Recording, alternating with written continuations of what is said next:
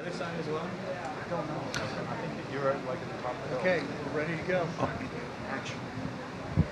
Good evening. Welcome to the Hill House on the Devil's Backbone. We were just commenting. I like to think of it as like little red rocks. You know, it looks beautiful here. Tonight, I'm talking to some folks from Small Time Napoleon. I'm Dan Harden. Yeah, and I'm Jeff Thomas. Hi, guys. Welcome. Thank you. Thank you. This is not your first time here, right? No, Well, but I want to say fourth time here. we think it's our fourth time here. Third or Is that fourth, right? It's our fourth time here. This is our somehow the first time though being interviewed. That's excellent. Do we have the jackets for them? Is that a part of this? Anyway, I just to start off, right? Some folks, you know, they're born, they know. Some folks through their lifetime, you know, that accumulating experience and things like that. When did you all first know you wanted to be musicians? I wanted to be a herpetologist growing up, study of reptiles and stuff. Okay, yeah. And it wasn't until halfway through high school that I picked up a guitar and then just ran with that, straight into college and everything. So it's kind of late in life for me, I think. What started that? What sparked your interest? My dad's girlfriend's son was a jazz guitarist, and just having that in the house, and just having that in the house, you know, was cool. And started taking lessons from him, and just I guess something clicked, you know. Yeah. Yeah. How about you? So I switched parents. My junior, the summer before my junior year of high school, my parents are divorced, switched parents, that kind of thing. Moved out to Kentucky, and went from being like in at least a town or an urban environment my whole life to like the countryside of Kentucky, Owen County, Kentucky. Yeah.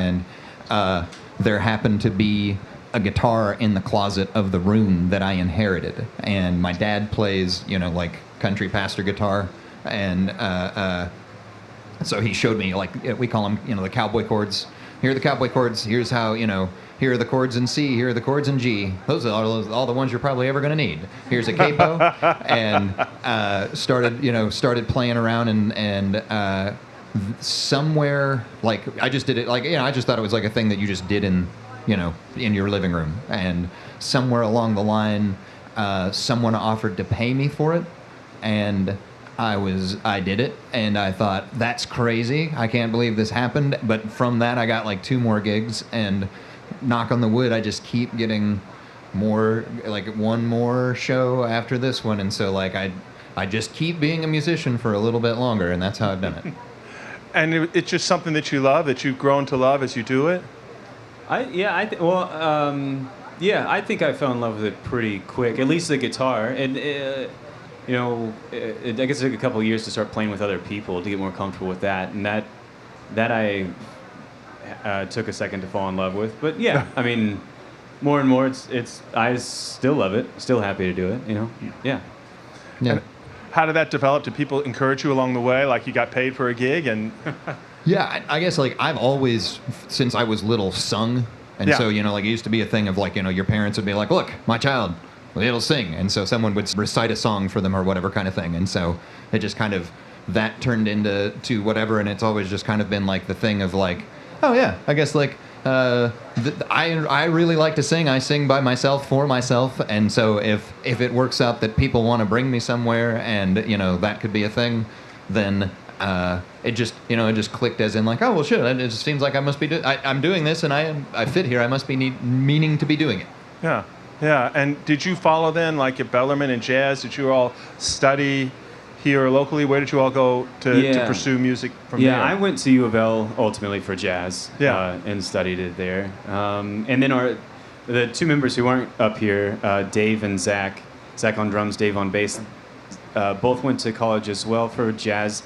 Zach was with me at U of L, and Dave was at Bellarmine, but Dan didn't do music for it. I'm like, where they are all very, very hardcore musicians, I'm sort of like the opposite side of that. I did go to U of L, but it was for sociology. And music paid better than sociology? Is that? I never even did anything with it. I'm an IT guy. Yeah. And so, I just, wound up lucking out playing with some heavy duty players. Yeah, and that's something that's neat too. You all, this group really formed up in 2013. Is that about right? That's got to be close. Yeah, I'd probably, yeah. Yep. So you've been together a while and have been successful at this and continue to do that. What do you attribute that to? We think we're funny. Yeah, or at least to each other, we think we're funny. Yeah, we were talking about that earlier. It's tough to play with people, at least for an extended period of time, that aren't like fun to hang out with. Yeah. And we used to do a lot of gigs like up in upstate New York or Michigan or wherever. And like sometimes the best part of the gig is just being in the van for 8 hours and trying to make each other laugh. So I think that probably more than anything is. Yeah. I mean, we like the same kind of songs. There's a big overlap, not exactly, but like we can all listen to, find something that we agree to, and so we can agree to something as far as like a set list and that kind of thing. But yeah, I think the biggest thing is, okay, we keep getting gigs, we like our sound, and when I think about a gig, it's not like, oh God, I'm gonna have to be, put up with so and such person and his mouth for, this whole thing. Is it worth it? Yeah. So. Well, and so how do you feel like that long? It's over a decade now. How has that refined your sound, do you think? I think when we started, they were all out of jazz college, and I thought I knew a lot more about music than I do, and so I thought, I'm a jazz composer. I would tell people that unironically, and we're a jazz band. And so I thought, I don't know what I thought, but I thought we were going to be a big deal, and so we would go places and be like, hire us for our jazz noise. And we had for a while we had a thing that we would go around to your college and we'd do a little talk about our mini Ken Burns jazz presentation, and then we would we'd be like, and here's an example of this kind of jazz, and do that kind of thing. And then we found out that not even most of the jazz clubs wanted to hire us, because they would tell us, well, we do like your music and you guys are great, but we're not that kind of jazz, we're not that sound, we're more of this kind of, and you guys are that. And then other places go, well, no, we don't want jazz at all. And so we can play all kinds of music, and over the years, have accidentally gotten gigs in places. We played a place multiple times, but on accident the first time up in Fort Wayne called Skeletoons, and it's a punk bar. And when we got there, the number of tattoos on everybody from head to toe, I thought, oh God. And one of the first things they told us was, we're the hardest bar in town now that they ran off the Nazi bar across the street. Oh my. And we finished there the first time, and they said we were the best rockabilly band that they had ever had through there. And so then we found out we were a rockabilly band. That's a great way to find out. Yeah. Right. Yeah, it was a good time. So yeah, from there to here, we can play rock music. We're rockers. And we can do the different kinds. And so, if you are wondering on whether it's our original music or whatever kind of thing, I guess the point over the years is that we have tried to be more accessible to everybody. That's fair. Yeah. And I was saying, your earlier music, I hear a lot of the gypsy jazz sort of piece to it. And your last album, I think what you just said, you're trying to do something different there. Is that really what you're trying to do just with that album? Just say, we can do a bunch of different things. It was part of that, and it was part of just that we even our own stuff. So the first album and the stuff that you're talking about, gypsy jazz, over the years, we do Jeff's song In a Haze 3 different ways. Oh, yeah. We have, it'll be like, oh, hey, we showed up here and we have the set list, but then we got here and we realized these guys are not going for the gypsy jazz. They're not going, we're losing them every time we do that. So now we're going to do this song like James Brown. And so, it just kind of again, just to show everybody I don't think it was necessarily chip on our shoulder. It was just we had this handful of songs, and our accountant told us that you needed to spend money or else you'll have to pay taxes. And Jeff, I think you basically looked up everything and figured it out and set up recording an album. And then it was like, well, we got to write some songs. We got to do whatever. And what we had was definitely not anything like what we had before, and we just went with it. Yeah, it's kind of not that it's boring, but if you go back to the studio and just do the same thing over and over, it's not as much fun. And so this last record was the first, or maybe the second attempt of us like tracking things out and doing overdubs and stuff. Whereas in the past, it was usually just like a live recording to tape. And so the difference of those, you just end up with a different sound as well. Yeah, it's a great album. Buy it. I'm sure it's here. It is here, yes. And it does. It sounds wonderful. Thanks. I also saw where like Tom Waits was a musical inspiration. I know your band name comes a little from that. Can you talk a second about that? Yeah. Well, when Dan and I started playing, we were looking for a band name, and we had the Sweet Nothings, which turns out was used by a bunch of different bands and businesses, I think, as well. And then we were just trying to find something. I think at the time, Dan and I were just listening to a lot of Tom Waits, and Small Town Napoleon is from Diamonds and Gold. Mm-hmm. Yeah, okay. And it stuck out to either me or Dan, I can't remember who, and we just went with it. Yep. It was, at the time we thought it was just pure genius, and I still think it's good, and we still like Tom Waits. We still do a lot of Tom Waits covers. We actually have if someone gives us enough runtime, we actually have a full Tom Waits show that we can do. Is how much we are into that guy. And then we picked the name, and we found out. Turns out Napoleon is hard for the average person to spell. Yeah.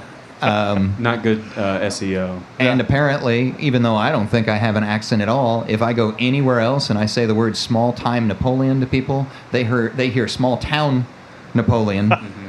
And so, I don't know what we should have called ourselves. Yeah, who knows? It's worked. You've kept your gigs going. Over a decade, it really has worked well.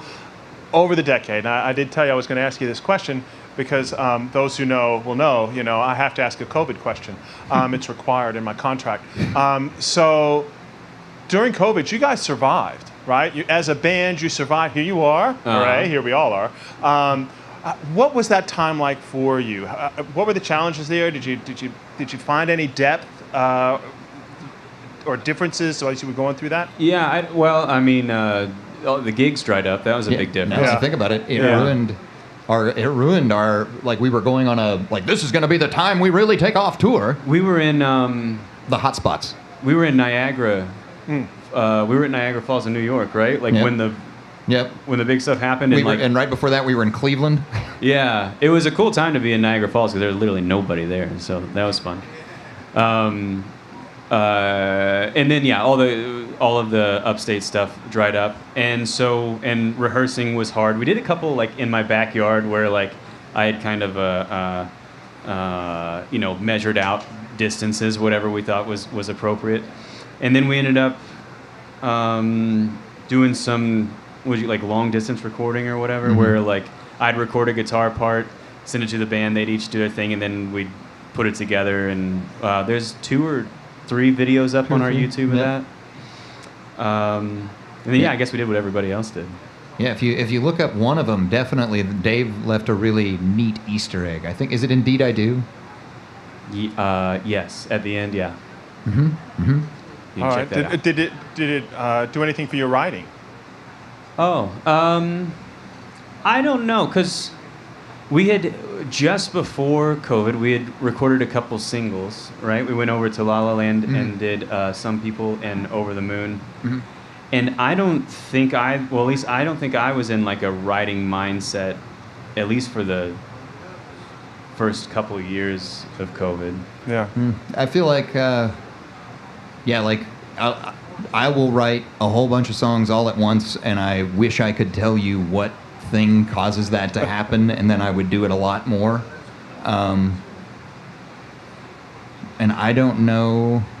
I probably, like, that's the other thing is, I'll write, because I didn't stop working during COVID. Right. They just furloughed Yeah. half of my team, and then I got to be one of the unfurloughed people and do like everything else. And so I probably wrote pieces of songs and that kind of thing, but I'm bad about like, I'll go back and look in my, record them on my iPhone. I'm like, this is a really good song. I should have done something with that. Yeah.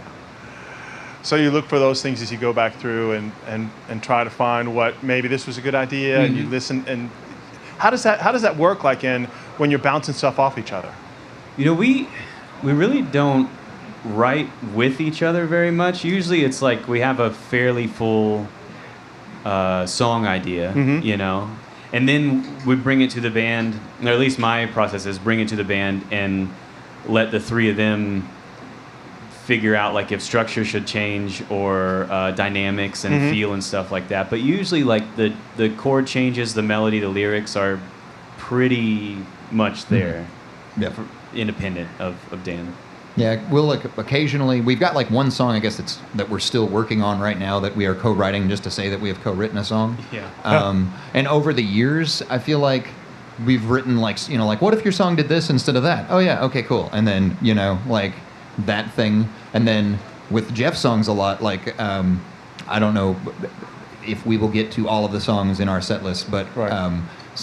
Jeff will bring us a song, and so he brought us one that was like a 12/8 like doo-wop feel kind of thing. And when we were done with that, it's a country song, like a Yeah. two-step, and so it really like when like we and shame on Zach and Dave for thinking that they shouldn't have been part of this, but I told you guys I was going to call you out. Are they sitting right behind us? I don't see them. Not yet. Okay. Not yet. They're creeping somewhere. But like the way it usually works is like we write the skeleton of the song, and then Zach and Dave will be like, what if it was wait, and then we'll like just completely change the song. He'll have like an idea for a bass riff or whatever. You do this, wait, and the song will be a completely different thing, And the only thing that stays the same is the melody, the chords, And it's usually a very good idea that Dave and Zach got. Yeah. Well, and you all have been together so long, you trust each other, right? That's got to be a big part of what's going on. I think so. Yeah. It's fun sometimes to have like the skeleton or the bones of something and just see what other people hear in it, as opposed to like, I guess we probably in the beginning came with more complete ideas in terms of feel and stuff, just because we didn't know. But I think it's more fun just to be like, here's a thing, how would you like it to come out, or let's try it a couple different ways. And you all were playing the hot spots of Cleveland and Niagara, and I saw maybe Lafayette and a small bar in West Virginia, and you've also done like Waterfront Wednesday and played the Palace and other like I guess small box theaters and things like that. And then we talked about this place, right? How does your approach to performance change depending on where you are, and then end of that, how much fun is it to play here? Yeah, I guess it's always fun to play because whether or not we're doing like a wallpaper gig, which would be like you get hired to play jazz in a fancy place, and people don't really want to interact with you; they just want to know that they're at a fancy place and there's jazz playing. We still have fun playing with each other.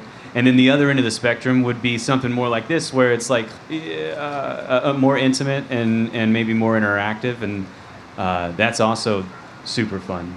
Yeah, I think so. We've played, we have, like he said, we've played both ends of the spectrum, and so when we are playing something like this, where we feel like we have an audience who halfway likes what we're doing, then we talk a lot. Yeah. And Dave is our patterman, and we start talking to people, and you never know, like depending on where we are, I've met random people from like, oh, you're from Louisiana, and then for the rest of the night, that guy and I, we're going to talk about Louisiana, and this song's about Louisiana, even if it isn't, and that sort of thing. And then we've played on the other end of things. We played something where we were hired, and I don't think that everybody who hired us agreed that they should have hired a band. And so then after they hired us, they said, all right, well, we'll have a band, but absolutely no vocals. And so we said, okay, fine. And so we just ran the vocals for ourselves in our ears and only ran instruments for the people, and people would walk by and be like, It was great. we can't hear you. We can't hear you. We'd be like, we know we're contractually obligated to be unhearable. And It was a lot of fun. We were just constantly talking about the audience while we it were was the best. while we were listening to each other. It was the best, yeah. And so, yeah, that's how it changes. Yeah. Okay. And then to answer your second part, it is a lot of fun to play here. Not just because the audience is somewhat captive and it's tough for them to leave. Right. Have you seen The Hill? Yeah.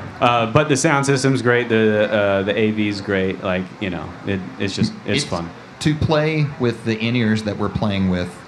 We played here, and that's what made us. They told us, hey, we got hired for the gig, and then they told us, guess what? In-ears. Yeah. And so we went out and got, proper, molds of our ears and all of that kind of thing, and we played it, and we thought it was really neat. And then we went off to do it ourselves with our own PA, and we found out it's not worth it to put mics on everything and do all the mixing and everything. And so, we don't do it ourselves most of the time unless, there's a really good reason to do it. Right. You show up to a place and they mic certain stuff, but they don't mic it like you need to really make it work with, that kind of thing. And so this is one of the places where you show up and you're like, this is a real, this is a Waterfront Wednesday level gig where everything is mic'd and you can use your in-ears like they were meant to be done and that kind of thing. And so I'll get off my soapbox now. No, we were just recently in Bethel Woods and listening to the sound, and I'm like, hey, the sound at Hill House might be just a little better for the. I mean, it was just you could tell they were still trying to figure out the mix as it was going on, and so this it's always so rewarding to be an audience member here. A, because you're like right on the band, For sure. And B, because the sound is really Right, good. and it's not just the gear. You could buy all of this gear and you could still fuck it up. Like the sound guys and everybody who are doing the crew that are making everything happen is a not insignificant piece. Very true. Yeah. Yeah. So thank you all. We wanted to end with a compliment for everybody, because we were talking about how great this venue is. Thanks. You probably told me that 20 times so far, haven't you? So with that, thank you all very much, and I'll turn this back over to you. Thank you. Thank you. Thank you. That's fun.